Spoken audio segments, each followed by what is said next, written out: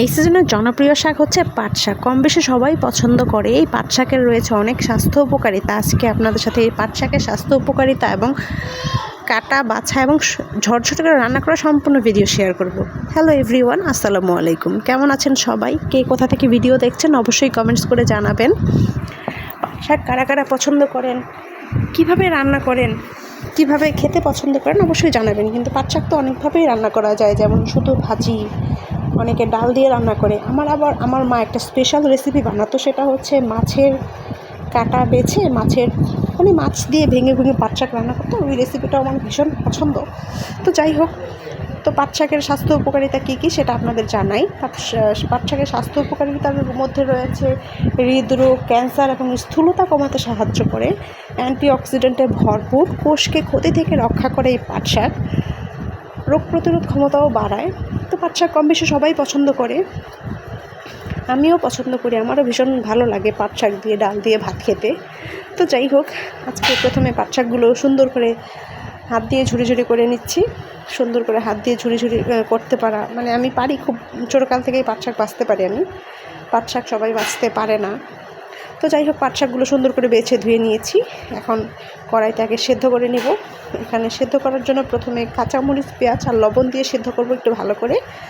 আর পাট শাকটাকে সুন্দর করে নাড়তে হয় যাতে ঝরঝরে হয়।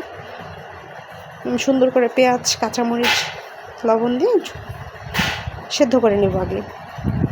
তো আপনারা পাট শাক কীভাবে খেতে পছন্দ করেন, ডাল দিয়ে নাকি শুধু ভাজি করে, আমাকে কিন্তু কমেন্টস করে অবশ্যই জানাবেন।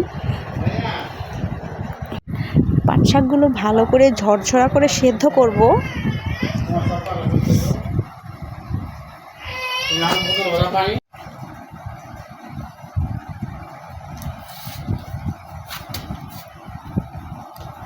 চটা দিয়ে এভাবে ঝরঝরা করে দিলে পাট শাকটা একটু ঝরঝরা হয়।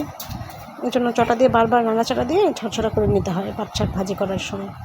তারপর পাট শাক ভাগার দেওয়ার জন্য তেলের মধ্যে কতগুলো শুকনো মরিচ ভেঙে দিয়ে দিলাম। তারপর শুকনো মরিচটা হালকা একটু ভাজা হলে এর মধ্যে রসুন কুচি দিয়ে দিব। রসুন কুচিটাকে একটু লাল লাল করে ভেজে নেব পাট শাক ভাগার দেওয়ার জন্য।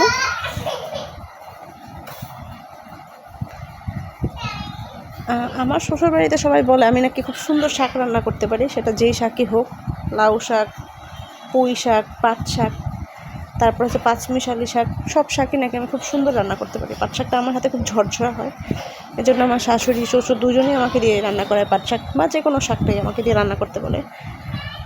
এই তো আমার পাট শাকটা হয়ে গেছে। কেমন হয়েছে জানাবেন কিন্তু। সবাই ভালো থাকবেন, সুস্থ থাকবেন। আল্লাহ হাফেজ।